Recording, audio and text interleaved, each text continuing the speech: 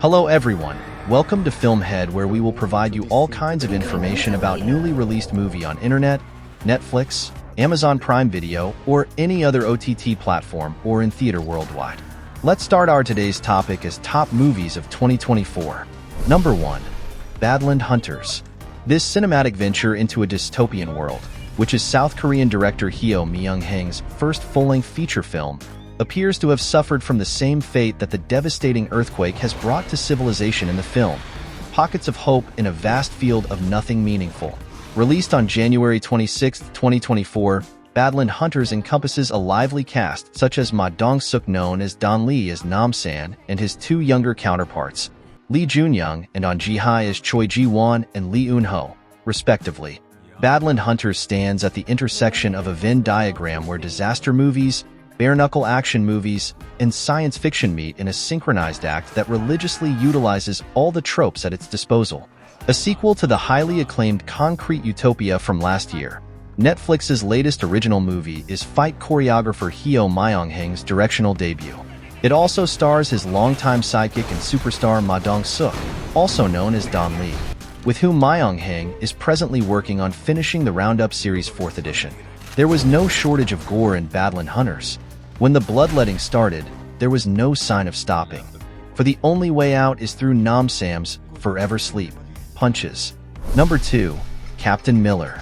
Director Arun Matheswaran's films feature violence as a strong element, and Captain Miller, too, has its share of killings and fights given its setting of pre-independence India and theme of social injustice and fight for freedom.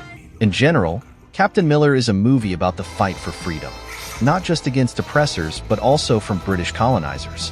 One of the rarest movies that narrates the history of the struggle for liberation from the perspective of a marginalized class is Captain Miller. Actor Dhanush gets 3 different looks in the film, and he stands out tall among the sea of some brilliant performers. Dhanush cult is sure to enjoy each and every mass scene written with finesse. Arun is renowned for his unique style of narrating violent stories. The movie has a lot of action scenes, most of which include gun violence, so not everyone will enjoy it. With regard to the technical aspects, music director G.V. Prakash Kumar's BGM and Killer Killer song really elevate the film, and this is one of the highlights of the movie. Interestingly, the movie ends with a sure hint of a sequel in the works. Number 3. Alienoid. Return to the Future. Alienoid. Return to the Future picks up near enough exactly where the first film left off. The opening gives you a quick recap of what has come before, although I would still advise watching the first film beforehand, as there is a lot going on here. Like the first film, it involves a variety of weird and wonderful characters, with a multitude of genres seemingly thrown into a blender, with comedy, sci-fi, fantasy, and period drama all blending together to make up an exciting whole. A less skilled director would likely have trouble tying all these different concepts together, but Choi mostly succeeds.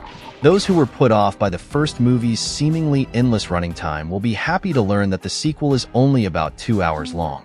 Despite this shorter running time, Choi's film still feels a little crowded, given its large cast of characters and the multiple timelines that form its central plot. Despite its title, most of Alienoid. Return to the Future takes place in the past, with much of the cast from the first film making a return. There's plenty of action, interesting, if not always fully realized, characters, and the annoying comic relief is kept to a minimum. As a result, Alienoid. Return to the Future seems to go by almost too quick, despite running just over 2 hours. Number 4. Damsel.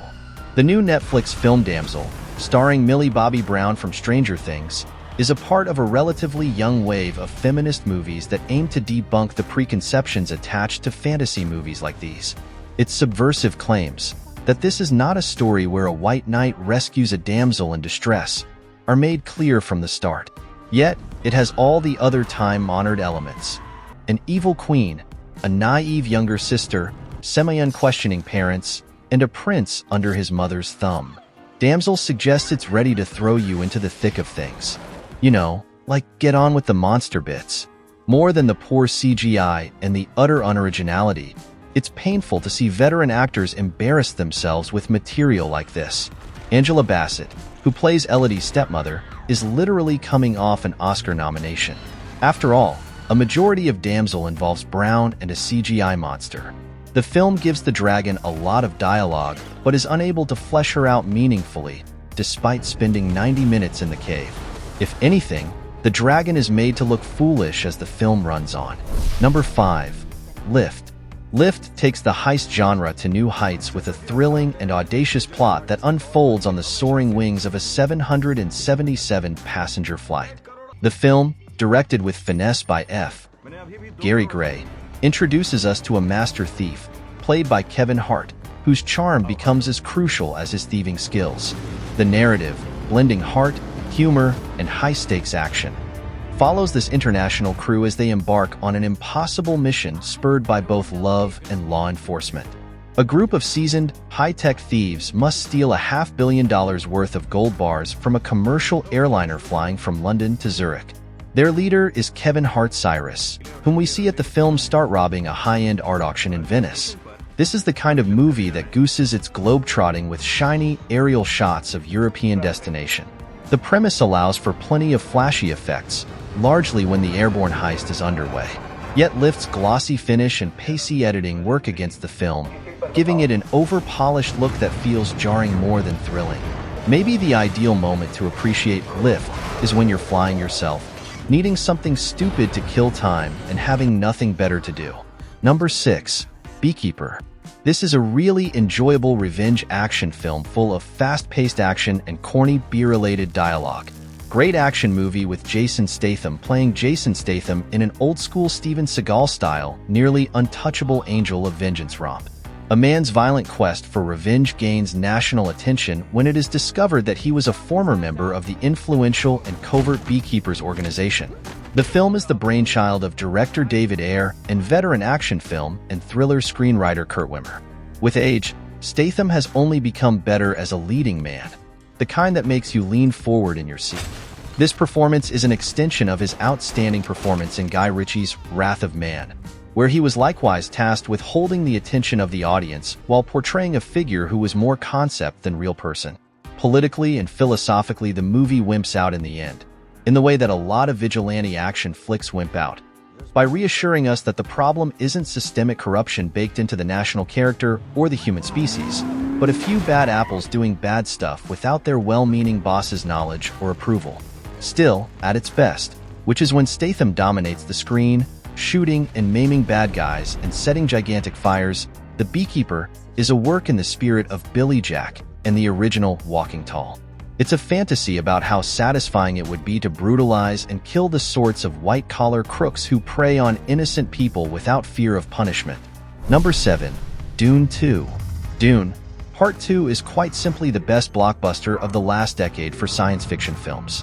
Similarly to Christopher Nolan's magnum opus last year, Oppenheimer, Villeneuve shows us that the trajectory of his previous, independent film work has been leading him up until this point in his illustrious filmmaking career, thus creating his true unimaginable awe-inspiring cinematic masterpiece, filled with extraordinary imagery and stunning cinematography by Greg Fraser.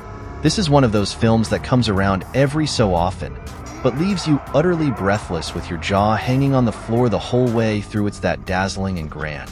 We are witnessing cinematic history once again in the realm of sci-fi spectacle, a spectacular companion piece to the first film that tremendously enhances that, while still being entirely spectacular, fresh, and darker in tone. Dune, Part 2 is the sort of big canvas franchise storytelling we haven't seen since the LOTR trilogy, surpasses Dune, Part 1 in every way, yet enhances that fable. They work best as two films that are one, as the stories flow together like spice on Arrakis. Part 2 of Dune is imaginative, lovely, tragic, and captivating. We never got bored or worried about what would happen next.